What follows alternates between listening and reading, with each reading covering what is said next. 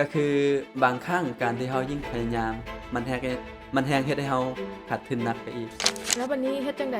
ดมจึงฟื้นฟูขึ้นมาได้นะจากสภาพจิตใจซุ่มว่าแน่นอนว่าเคยมีช่วงที่เฮาพอแตกก่อนบ่เคยแม่นบ่เขาเคยมีช่วงชีวิตที่ยากลำบากที่สุดก็คือพ่อแม่บ่เข้าใจเขาเลยพ่อแม่บอกกับเขาว่าเป็นหยังคือไปติดการพนันแบบนี้แล้วบัดนี้เฮาต้องmake sure ได้จั่งใดหรือว่าเฮามีวิธีการหรือว่าเทคนิคแนวใดบัดนี้เฮาจะเฮ็ดให้เฮามั่นใจว่าเฮาจะลงทุนในสินทรัพย์ตัวนี้หันน่ะอือฮึเฮาต้องได้ศึกษาข้อมูลจั่งใดก็มันมีหลายข้อมูลเนาะหลายแหล่งก็คือปกติโดมหั้นสิเบิ่งของต่างประเทศส่วนหลายอืมอ่าแล้วก็ที่จริงก็ข้อมูลในอินเทอร์เน็ตมันมีหลายอยู่แล้วเนาะก็คือสิ่งที่สำคัญก็คือการเลือก exchange ก็สำคัญอืเพราะมว่ามันจะมีช่วงหนึ่งที่ exchange ก็คือ FTX อืมถ้าเป็นฝั่งของ cryptocurrency เนาะที่มันล่มแล้วเงินของเราของลูกค้าทุกคนที่อยู่ในหั้นมันก็ถอนออกบ่ได้อาโอเคอา พอจะเห็นภาพแล้วตอนนี้ นั่นแหละนั่นแหละอืมหนึ่งก็คือเรื่องอีโกของเรานำๆอาคันเราลดอีโกของเราลงมาน้อยหนึงเนาะเราสิรู้สึกว่าเราสิได้เปิดโลกและก็เรียนรู้หลายๆอย่างอืมก็คือการที่เรามีอีโกเนาะบางทีเราก็ไปเรียนวิชาใดวิชาหนึ่งมั่นใจแล้วอ๋อความคิดเราถูกวิชาเราแม่นอืมบัดไปลงตัวจริงแล้วมันบ่แม่นเด้อซั้นๆโอ้มันก็เฮ็ดให้เราเกิดความเสียหายหนักขึ้นสมมุติว่าอืมคือตัวอย่างดมนี่เนาะดมวนลูปมาประมาณ4ปีโอ้ บ่ไปบ่มาเลยเดะ โอ้วนลูป4ปีนี่หมายถึงแบบเฮ็ดเวียกได้เงินมาอืมมาใส่หายกลับอืมไปเฮ็ดเวียกต่อเอาเงินมาใส่แล้วมันหายเอาเงินหายอีก4ปีว้ารูปเอแล้วอๆๆมันย้อนหยังทั้งที่เทคอืมนิคต่างๆเราไปเรียนหมดแล้ว อืม Technical Analysis Fundamental อืมอิหยังต่างๆเราไปศึกษาอิหยังมาหมดแล้วแล้วเป็นหยังอืมมันย้อนหยังสินะมันคือยังหายแล้วแบบเออเงินมันก็ยังหายมันวนลูปไปแม่นๆๆๆมาๆมันคือบ่ไปทางหน้าจักเที่ยเนาะ อืมแต่ว่าพอมาศึกษาลึกๆแล้วสิ่งที่มันสำคัญหลายกว่าอืม Technical หรือว่าข้อมูลต่างๆก็คืออืมตัวเราเอง อืมตัวเราเองเป็นสิ่งหนึ่งที่สำคัญกับตลาดนี้หลายก็นั่นแหละก็พยายามฝึกฝนแต่ว่าสิ่งที่สำคัญก็คือการบริหารเงินอืเงินมเงินทุนเป็นสิ่งที่สำคัญอ๋ออ่าแสดงว่าตัวนี้น่ะเราบ่มีเทคนิคที่ตายตัวเนาะมันขึ้นบ่อยู่กับมีแต่ละบุคคลเลยอันนี้ขึ้นกับอืมตลาดบุคคลและก็สภาพตลาดอืมเฮ็ดจังไดก็ได้ก็คือให้เราอยู่รอดก่อนอืมอ่าแล้วก็2มาก็คือเรื่องของการบริหารการเงินตัวนี้คือสำคัญสุดๆเลยแม่นบ่แม่นอืมคำว่าบริหารมันสิรวมหมดเลย อืมมันจะรวมทั้งอืมการบริหารเงินอืมการบริหารเวลาอืมการบริหารสภาพจิตใจ ดังนั้นการบริหารสภาพจิตใจ อืมการบริหารความสมดุลของชีวิต อืมมันเป็นอีหยังที่สำคัญหลาย ดังนั้นตลาดนี่มันค่อนข้างโหดร้ายอืมบ่แม่นมันบ่แม่นแบบว่าเฮาพยายามแล้วเฮาจะชนะอืเฮาพยายามแล้วเฮามต้องได้รางวัลจากความพยายามมันบ่แม่นแต่ทุกคนที่ชนะทุกคนที่ได้รางวัลก็ล้วนแต่พยายามคือกัน อืมอ่าก็คือบางครั้งการที่เรายิ่งพยายามมันแฮงเฮ็ดให้เราขาดทุนหนักไปอีกแล้ววันนี้เฮ็ดจั่งใดดมจึงฟื้นฟูขึ้นมาได้นะจากสภาพจิตใจซุ่มว่าแน่นอนว่าเคยมีช่วงที่เฮาอาพอแตกก่อนบ่เคยแม่นบ่แม่นเคยคือกัน หลาย หลายคือกัน นับบ่รอด แล้ววันนี้แหละเฮาเฮ็ดจั่งใดบัดนี้ให้เฮาฟื้นฟูสภาพจิตใจหรือว่าสภาพการเงินเฮาขึ้นมาได้เอออ่หลักๆเลยก็คืออืมดมแบบสิว่าจังใดอืมบ่เบิ่งกราฟเลยมาเบิ่งกราฟเลยแม่นบ่บ่เบิ่งกราฟแล้วอืมก็เน้นออกกำลังกายอย่างเดียวการออกกำลังกายมันเป็นอืมอีกอย่างหนึ่งที่เป็นการฝึกวินัยที่ดีอีกอย่างหนึ่ง เป็นการฝึกวินัยแม่แม่นนๆๆอันนี้เพราะว่าเห็นด้วยหลักๆการที่เราจะมีวินัยกับทุกเรื่องเนาะการออกอืมกำลังกายนี่มันสะท้อนให้เห็นง่ายสุดแหละวินัยหนึ่งก็คือือมการที่เราออกกำลังกายสม่ำเสมออืมการพักผ่อนการกินอ่าก็คือวินัยล้วนแล้วบัดนี้เนาะในอุตสาหกรรมการเทรดน่ะนะที่อยู่ในปัจจุบันนี้อุดมคิดว่าตัวใดที่มันกำลังมาๆถ้าวงการปัจจุบันนี้เนาะถามว่าเทรนด์ใดมันกำลังมาเนาะในเรื่องของการเทรดเนาะที่จริงตลาด Forex มันเป็นตลาดที่อยู่มาโดนเติบเพราะว่ามันเป็นการก็คือแลกเปลี่ยนสกุลเงินตรา อืมก็คือห้านแลกเปลี่ยนทั่วไปเขาก็เอิ้นว่าแลกเปลี่ยน Forex คือกันอืมแล้วก็มันจะมีอีกพวกที่มาเทรดเนาะพวกนี้ก็เป็นเขาเจ้าก็เทรดไปเรื่อยอืมๆเทรดไปเรื่อยๆจนมาฮอดปัจจุบันซึ่งถามว่ามันก็ขึ้นกับบริหารคือเก่าถ้าเราบริหารได้ถ้าเราบริหารดีเราอาจจะเฮ็ดกำไรได้ตลอดเนาะแต่ว่าช่วงที่มันกำลังบูมที่ผ่านมาก็คือคริปโตนี่แหละ อืมที่ตลาด Bull Run กำลังเกิดเนาะตั้งแต่ตอนนั้น Bitcoin ซึมมา ประมาณ 20,000 30,000 จนแล่นไปฮอด 100,000 เหรียญสิ อืม อ่า หลายๆคนก็ให้ความสนใจ แล้วก็หลายๆคนก็เริ่ม FOMO ซึ่งส่วนนี้เนาะมันเป็นช่วงที่คนกำลังเริ่ม FOMO เข้ามากันหลายเนาะซึ่งเป็นช่วงที่บ่ค่อยดีในการเข้ามา เอานั่นน่ะ อ่า เออ แต่ถ้าเฮาคิดอีกมุมหนึ่งก็คือโอเคเฮาสิ DCA ไปอีก10 ปีข้างหน้าเฮาสิบ่ถอนออกเลย อันนั้นก็เบิ่งไปอีกมุมหนึ่งแต่กรณีถ้าเฮาสิมาเข้ามาเพื่อเก็งกำไรเนาะช่วงนี้มันอาจจะเป็นปลายแล้ว อืม ปลายภูเขาแล้ว อืม เฮาอาจจะไปเข้าอยู่ยอดเขา บางทีมันจะสไลด์ลงมามื้อใดเฮาก็บ่ฮู้สินะ อ๋อ โอกาสเฮาบ่ได้อยู่ตีนภูแล้วเฮาขึ้นไปฮอด อืม นั่นแหละปลายยอดมันแล้วอะนะ อื อืม ม แต่สำหรับดมกับเบิงว่าตลาดคริปโตนี่แหละที่กำลังเป็นกระแสตอนนี้เนาะคนกำลังเทรดกันหลาย แสดงว่าในตลาดคริปโตเนาะคนยังคงให้ความสนใจอยู่เรื่อยๆเลย แมนก็คือหลายๆคนที่เทรดเนาะเขาเจ้าก็คือส่วนหลายดมปัจจุบันนี้ดมเทรดคริปโตเนาะหลายๆคนก็มาถามว่าบ่ได้เทรด forex แล้ววะสิ เอาแสดงว่าตอนนั้นเคยเทรด Forex นำ เทรด forex เจ๊งมา เจ๋งมาก เอาง่ายๆตอนนั้นเฮาเจ๊งมา เออ ก็นักเติบเนาะ อืม ก็เจ๊งจาก forex มา แต่ที่จริงก็เริ่มกลับคืนได้หั่นแหละเฮาเริ่มได้ทุนมาแล้วก็กำไรน้อยหนึงเฮาก็ออกเลย อืม ซึ่งเป็นอย่างเขาคือออกเขารู้สึกว่าเขาเทรด forex แล้วเขาบ่มีความสุขเลย อืม ซึ่งเขาจะใส่ชีวิตแบบนี้ไปบ่ได้ อ่า เพราะว่าการเทรดมันควรจะอยู่กับเราระยะยาว อืม แล้วเขาต้องเทรดแล้วเขาแต่ละมือเขาต้องมากังวลมาทุกข์ใจ อืม ก็เลยแบบอันนี้น่าจะบ่เหมาะกับเราเพราะว่าเขาต้องมันจะมีโซนหนึงที่ต้องได้เบิ่งกราฟตลอด อืม กินข้าวก็เบิ่งกราฟอาบน้ำก็เบิ่งกราฟเฮ็ดเวียกเฮ็ดบ่ได้เลย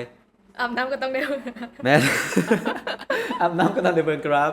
เวลาเฮ็ดเวียกเฮ็ดเวียกบ่ได้เลย คือมันจะมีช่วงที่มันโหดร้าย อืม ก็คือจะเป็นช่วงที่เราเสียเงินช่วงที่เราพอแตกเนาะแล้วเราต้องมานั่งเฮ็ดเวียก อืม และอีกอย่างมันจะมีช่วงหนึงปกติคือเป็นอย่างดมบอกว่าดมรู้จักเอ็มมาก่อนเนาะก็คือที่เป็นสายแต้มรูปดมเฮ็ดกราฟิกมาก่อนเด้ อ๋อน่ะ อ่า อ๋อ ดมเป็นพนักงานกราฟิกดมเฮ็ดกราฟิกมาก่อนแล้ว อ่า การที่เราเป็นกราฟิกเนาะ อืม เวลาเราเฮ็ดเวียกมันเป็นเวียกที่ต้องได้ใส่ความคิดสร้างสรรค์ อืม จินตนาการ แม่นๆ แต่พอเขาเป็นทุกข์อยู่ อืม เขาพอแตกอยู่เขาเป็นทุกข์อยู่เขาเสียเงินอยู่ คิดบ่ออก เฮ็ดเวียกแบบหัวหน้าว่า เออ ดมมันเป็นหยังส่วนนี้มันเฮ็ดเวียกออกมามันคือผลงานมันคือบ่ได้เลยอะนะ อืม ก็นั่นแหละ เวลาเขาเป็นทุกข์เขาเฮ็ดเวียกที่มันเป็นครีเอทีฟมันก็บ่ได้อยู่แล้วอะนะ แสดงว่ามันก็ส่งผลกระทบกับเวียก แม่ ของ น เฮา กับเวียกกับงานสมมุติกระทบทุกอย่าง อืม กับครอบครัวบ่เข้าใจสิ อ๋อ เขาเคยมีช่วงชีวิตที่ยากลำบากที่สุดก็คือพ่อแม่บ่เข้าใจเขาเลยพ่อแม่บอกกับเขาว่าเป็นหยังคือไปติดการพนันแบบนี้ เลี้ยงมาบ่เคยสอนให้เล่นการพนันจักเทื่อแต่ เพิ่ เป็น น แน หยั ม ง ว่าเป็นการพนันไปเลยมันบ่ ตอนนั้น อ๋อ พ่อแม่ก็ อืม ให้ด่าแหละว่าเป็นหยังเขาคือไปติดการพนัน อืม แต่เฮาฮู้ลึกๆว่าสิ่งที่เฮาเฮ็ดนี่มันบ่แม่นการพนัน อืม แต่สิ่งที่มันเฮาต้องได้ผ่านทุกคนต้องได้ผ่านช่วงเวลาที่มันโหดร้าย อืม ไผก็อยากที่เข้ามาในตลาดอ่า แล้ววันนี้น่ะสำหรับมือใหม่เนาะที่อยากกระโดดเข้าไปในตลาดของคริปโตหั่นน่ะโดมมีคำแนะนำเขาเจ้าแนวใดแน่คือยกตัวอย่างคือเอ็มก็อยากลองเทรดอยู่ได้ อืม แต่ว่าเห็นว่าโอ้ตลาดมันตอนนี้มันก็ค่อนข้างที่จะขึ้นไปสูงแล้วนะถ้าสิโดดเข้าไปตอนนี้ก็ยันมีความเสี่ยงสินะอืม ก็สำหรับมือใหม่เนาะที่อยากเข้ามาหรือว่าอยากสิว่าจังไดอยากเข้ามาศึกษาเข้ามาเรียน อืม แนะนำบ่ต้องฟ้าว บ่ฟ้าวเลย บ่ต้องฟ้าวเนาะตลาดมันบ่ได้เป็นไสตลาดมันก็อยู่นี่แหละ เออ เพียงแต่ว่าเขาค่อยๆศึกษาเรียน อืม การที่มือใหม่จะเข้ามาเอาเงินที่ปัจจุบันนี้เวลาเขาเทรดเขาก็ใส่เงินน้อยๆเทรดได้เด้ อืม อ่า แสน2แสนเงินที่เราบ่เดือดร้อน มาเรียนกันดูว่าอยู่นี่มันกดมันแม่นหยังกดปุ่มนี้มันกดจังได เออ leverage มันใส่จังไดมันแม่นหยังอันนั้นกรณีถ้าจะเทรดฟิวเจอร์เนาะ เออ แต่ถ้ากรณีที่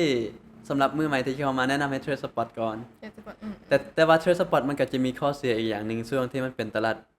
bear market ถ้ามันเป็นตลาดช่วง bear market มันก็สิลงเรื่อยๆเด้ อืม เอาซื้อเขาไปซื้อมามื้ออื่นเอาเงินหายแล้ว เออ ซื้อไม่หายจมเรื่อยๆจมเรื่อยๆจากทุน1ล้านยังเหลือแต่200,000สิ แสดงว่าเขาต้องได้ศึกษาตลาดก่อน แม อีก น เออ มันอาจจะแมนอยู่ว่าบ่ขายบ่ขาดทุนแต่ว่าเขามาเปิดเบิ่งแต่ละมือเงินน่ะน้อยลงเงินเก็บออก เข้าใจ แล้วนั่นแหละ เออ บางทีสภาพจิตใจเขาอาจบ่ทน อืม เขาเป็นมือใหม่เข้ามาเขาอาจจะขาดทิ่มขาดทุนหรือว่าถ้าเขาใส่เงินฮ้อนเข้ามาเทรดเนาะเวลามันติดดอยสิ กรณีเขาฮู้แหละว่ามื้อใดมื้อหนึงตลาดมันต้องกลับมาบวกตลาดมันต้องกลับมาดี อืม แต่ว่าช่วงนั้นมันเป็นเงินฮ้อนที่เขาต้องใช้เขาจำใจต้องได้ขายตัดขาดทุนเพื่อเอาเงินตัวนั้นมาใช้สิ ถ้า มันเป็นเงินเย็นที่เราบ่ได้กังวลว่าต้องเอาเงินนี้ไปใส่ในเดือนข้างหน้าหรือว่าใกล้ๆนี่แม่นเฮาปล่อยทิ่มยาวๆได้เป็น5ปี10ปีอนาคตมันต้องขึ้นไปแน่นอนสินะประมาณนั้นอ๋อแล้วบัดนี้สำหรับเครื่องมือเนาะถ้าสมมุติว่าเอ็มอยากลงเหรียญนะดินเหรียญบัดนี้เอ็มต้องใช้เครื่องมือตัวใดนี่มีแอปพลิเคชันอีหยังที่มันแนะนำบ่สำหรับมือใหม่เลยที่จริงมันก็ในโลกการเทรดเนาะมันก็มีหลายๆแอปเลยแหละที่ให้ใช้ให้ลิ้นแต่ปัจจุบันดมใช้ของ OKX OKX แม่มันมีดีแนวใดตัวนี้ที่จริง OKX ที่ดมใช้เนาะกฎของดมส่วนหลายเวลาดมเทรดมาตลอดเนาะดมจะเลือกใช้อันดับที่2โอ้บ่ค่อยได้ใช้อันดับที่1อ้าวเป็นหยังสินค้าก็คือกันจะเลือกใช้สินค้าที่2ดมสำหรับดมแล้วที่2มันมีโอกาสหลายกว่าที่1เสมอและเฮาก็มีโอกาสที่จะเติบโตกว่าหลายและก็อีกอย่างที่ดมเลือก OKX ในการเทรดเนาะค่าธรรมเนียมอีกอย่างต่างๆมันมีค่าธรรมเนียมรีเบทกลับขึ้นมาอีกอย่างก็ตามที่เวลาดมเทรดเนาะกรณีถ้ากำไรประมาณ 1,000-2,000 เหรียญเนาะแล้วมันได้ค่ารีเบทคืนประมาณ 2-300 มันก็ยังดีแทนที่เงิน 2-300 เฮาจะเสียไปแล้วล่ะเสียค่าธรรมเนียมไปแล้วเลยแต่เฮาก็ยังได้คืนมาแสดงว่าทางOKX เนาะมีค่าธรรมเนียมตัวนี้คืนกลับมาให้เฮาอีกแม่นดีเลยแบบนี้นะแต่ว่าบางบอนก็คือเฮาไปเทรดแล้วเฮาก็เสียค่าธรรมเนียมให้กับบริษัทนั้นๆเลยโดยที่เฮาบ่ได้กลับคืนหยังมากรณีที่มันก็ตอนที่เฮาเทรดได้กำไรมันก็ดีไปเนาะเทรดแล้วมันขาดทุนสิเด้แต่มันก็ยังมีเงินตัวนั้นกลับคืนมาหน่อยนึงให้เฮาสินะเพราะอย่างน้อยยังมีเงินเข้ามาสิเด้นั่นแหละวันนี้สมมุติว่าเอ็มอยากลงทะเบียนเนาะของ OKX นี่ยากบ่มันมีขั้นตอนจังได๋แน่ที่จริงขั้นตอนต่างๆเนาะมันก็บ่ได้ยุ่งยากเนาะแต่ว่าปัจจุบันนี่ก็สำหรับคนลาวเฮาเนาะมันยังใส่บัตรประจำตัวบ่ได้เพราะว่าบัตรประจำตัวคนลาวมันบ่มีภาษาอังกฤษแต่ใส่ใบขับขี่แทนใบขับขี่แล้วก็พาสปอร์ตแม่นที่มันมีภาษาอังกฤษที่จริงมันบ่มีหยังยากเนาะเพราะว่าวิธีการต่างๆในการ KYC ในการสมัครดมก็มีสอนในช่องอุดมทรัพย์อยู่ทุกคนเข้าไปติดตามเบิ่งได้เด้อกับช่องอุดมทรัพย์เนาะใครอยากรู้วิธีการในการเทรดอีหยังต่างๆติดตามได้เลยโอเคแล้ววันนี้เนาะสุดท้ายนี้ก็คือเฮาเดินทางมาจนฮอดช่วงสุดท้ายของรายการแล้วเนาะก็อยากให้ทางโดมเนาะฝากถึงน้องๆแน่สำหรับไผที่อยากจะเริ่มต้นในการลงทุนหรือว่าการเข้าไปอยู่ในตลาดของ Bitcoin หรือว่า Cryptocurrency เนาะควรที่จะระวังหยังเพื่อที่จะบ่ให้เฮาเกิดข้อผิดพลาดขึ้นเนาะก็สำหรับน้องๆคนใดที่กำลังสนใจอยากเข้ามาเนาะสิ่งที่ต้องระวังทำอิดก็คือสแกมสแกมเมื่อหลายแฮงเนาะในวงการนี้แต่มันบ่เฉพาะแต่ในวงการนี้เนาะเฮาจะเจอสแกมคือมันจะเป็นฝั่งลบตลอดเนาะย้อนCryptocurrency มันเป็นการโอนเงินที่สะดวกสบายที่สุดในโลกเฮาสามารถโอนเงินผ่านพรมแดนที่มันใช้ระยะเวลาสั้นๆค่าธรรมเนียมถึกๆเนาะอันนี้คือจุดที่จะมาเปลี่ยนโลกที่สำคัญเนาะแต่ว่ามันก็จะมีกลุ่มคนนึงที่เอาไปใช้ในทางที่มันบ่ดีไปสแกมเนาะไปนี่ไปนั่นแล้วก็อีกอย่างนึงก็คือให้ศึกษาพวกเครื่องมือดีๆถ้าเครื่องมือหรือว่า exchange ที่เฮาใช้มันปิดตัวไปมันล่มไปเงินที่เฮามีทั้งหมดสมมุติว่าเฮาไป DCA แม่นอยู่เฮา DCA มา10ปีสิเฮา DCA ไปแล้ว5ปีใน exchange นั้นมื้อใดมื้อนึง exchange นั้นล่มไปเงินที่เฮามีอยู่หั่นมันก็ไปหมดอันนี้ก็เป็นข้อนึงที่ควรระวังเนาะแล้วก็เรื่องที่2ก็คือความโฟโมอยากเข้านำหมู่เห็นหมู่ได้เงินแล้วอยากได้ตัวนี้ก็เป็นเรื่องที่ต้องระวังเพราะว่าการที่เฮาโดดเข้าไปในจุดนี้อาจจะเป็นจุดที่หมู่ขายแล้วแม่นแม่นก็ค่อยๆศึกษาไปเนาะตลาดนี้มันบ่ได้ไปไสเฮาก็ค่อยๆศึกษาเรียนไปแล้วก็เริ่มจากเงินน้อยๆเงินที่เฮารู้สึกว่าถ้าเฮาเสียไปเฮาบ่ได้เดือดร้อนในชีวิตก็ฝากไปประมาณนั้นเนาะโอเคน้องๆหลายคนเนาะก็หวังว่าจะได้ความรู้หลายๆอย่างเนาะเกี่ยวกับการเทรดเนาะมื้อนี้ก็ขอขอบใจหลายๆสำหรับแขกรับเชิญของเฮาเนาะอุดมแล้วก็อย่าลืมติดตามช่องอุดมทรัพย์นำเนาะและที่ขาดบ่ได้เลยเนาะก็คือต้องขอบใจทางผู้สนับสนุนสถานที่เนาะเอื้อเฟื้อสถานที่งามๆแบบนี้ในการถ่ายทำของพวกเฮาเนาะก็คือ Jolly Cafe and Bar เนาะถ้าหากว่าไผไปบ่ฮอดจอดบ่ถึงก็สามารถติดต่อทางเบอร์ที่ขึ้นทางนี้ได้เลยสำหรับ EP หน้าเนาะแขกรับเชิญของเฮาจะเป็นไผนั้นก็ต้องได้ท่าติดตามกันต่อไปในรายการ Map to Your Mind สำหรับมื้อนี้ขอบใจหลายๆบ๊ายบาย